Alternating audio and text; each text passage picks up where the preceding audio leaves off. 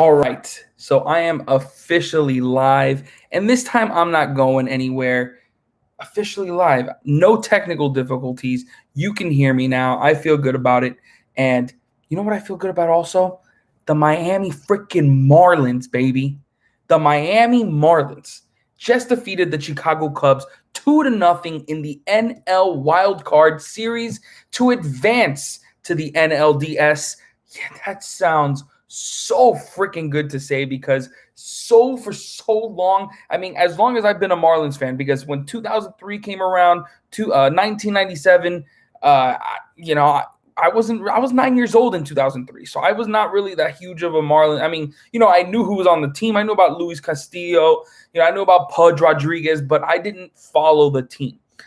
I'm following the team now, and I am just so happy to be a part of what is going on right now. I'm so happy I get to cover this team. At least on my own, independent covering, but still, it's just so fun to watch this team go to work night in and night out. Let's get into some of the stats that we had today. I mean, it was a hell of a pitching battle. I mean, we had Yu Darvish, a Cy Young Award, candidate for the year. I mean, I've talked about it in the preview, leading into this playoff series that, I mean, this guy was going to be a handful to deal with, and he was. I mean, he was giving the Marlins trouble pretty much the entire day, and it didn't really look like they were going to be able to do anything against him until Coop a Loop gives us a home run in the 7th inning to break it open, man, get it 1-0. And at that point, it kind of just fell apart for Yu Darvish. And then I got to talk about Sixto Sanchez, baby. The Pedro Martinez 2.0. I mean, I might be a little disrespectful right now because, Pedro, he's a legend. But, man, Sixto Sanchez looks so damn good. And if I'm talking about just Sixto, you look at the last two guys, Sandy and Sixto, those guys shut down the Chicago Cubs in this series. Another reason that we're through.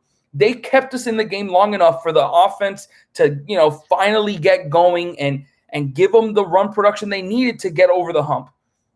Zero runs on the Chicago Cubs.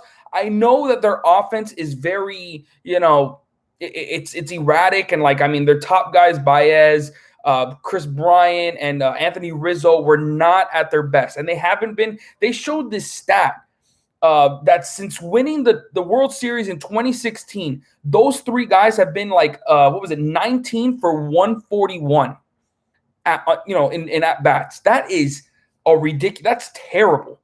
They have not been able to hit anything since winning the World Series. They clearly got to their heads, and they haven't, or pitchers have figured them out, and it boiled into this series. I mean, they were 0 for 10 when they showed that stat in this series, so they did not help out the Cubs at all.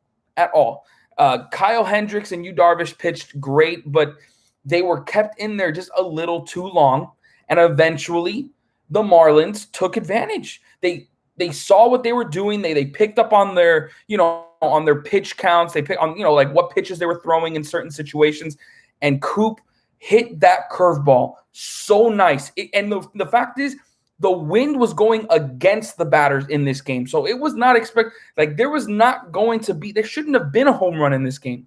But Coop-a-Loop, Garrett Cooper comes through for the Miami Marlins and gives us that 1-0 lead in the 7th inning. And then, of course, Matt Joyce.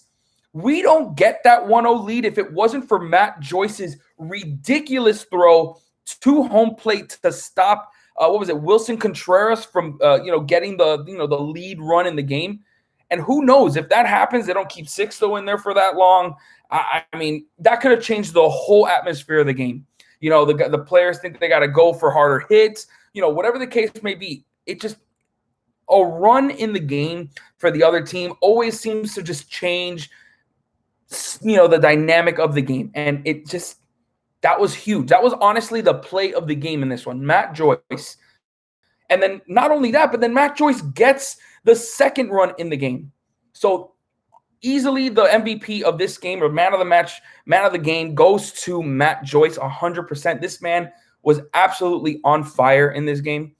And I loved what he did. So let me just go into some of the stats, see what they did in this game to go into the NLDS and now take on the Atlanta Braves, which I'm telling you, I'm going to have a separate video come out for that, for, the preview of that series. And it's going to be a tough one. It's going to be a tough one. I mean, the Atlanta Braves have the best offense in baseball, but we have some of the best pitching in baseball.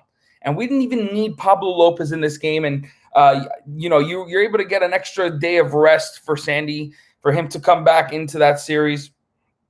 I'm just super excited to see.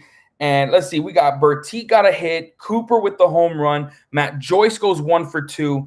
And then the substitutions by Don Mattingly to put in Lewis Brinson for Matt Joyce as a pinch runner, and that changed it. The fact that then Magnarius Sierra hits that little single to right field to the Gold Glover with a Hayward in right field, and if Matt Joyce is there, he probably doesn't have the kind of speed to beat Hayward's throw to home plate, and that's where the game was pretty much won. Because you get that 2-0 lead, you have that cushion, makes the players feel good. And then you had Boxberger come in, take care of business, 1, 2, 3, 7th inning. And then you had Yimi Garcia come in, and, he had a little trouble there with his control, but brought it back in and was able to get out of that 8th inning. And then, of course, you got Brandon Kinsler, who has done it night in and night out for us this season with another save. So, honestly, I'm super proud of this Marlins team, everything they've gone through this season in order to, come out on top now and be in the NLDS where nobody expected them to be. Nobody. But they're here. And I expect us to give the Atlanta Braves a tough series. It's going to be not as easy because they've seen our pitchers all season.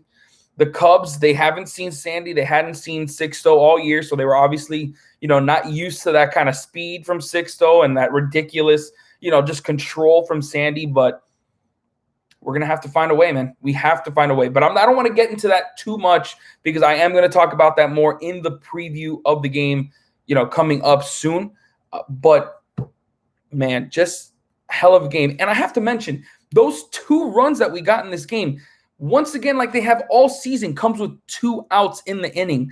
The Marlins are so good at keeping innings alive, even when they have 2 outs. They find a way. That's just what this team is made of.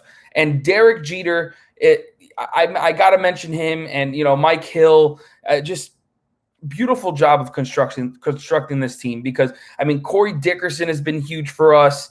I know we don't even have Starling Marte in this game and we win.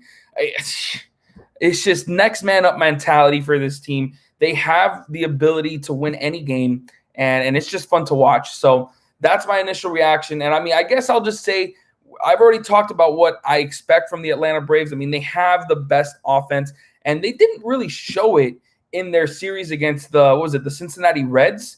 They went into like the 13th inning with 0 runs. They finally got the walk-off in game 1.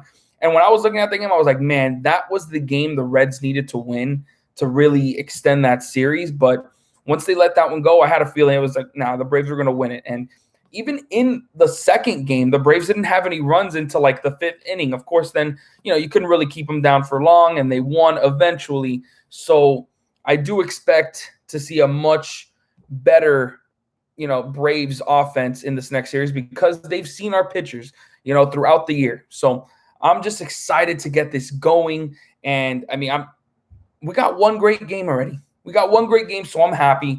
I know we got the Lakers Heat game tonight, and I'm really nervous for that one because we don't have Bam, but this isn't the Miami Heat one. This is Miami Marlins. But anyways, hope you guys enjoyed this little live reaction. Make sure to hit the like button on this video because that always helps, and subscribe for any future Miami content. I'll catch you guys later.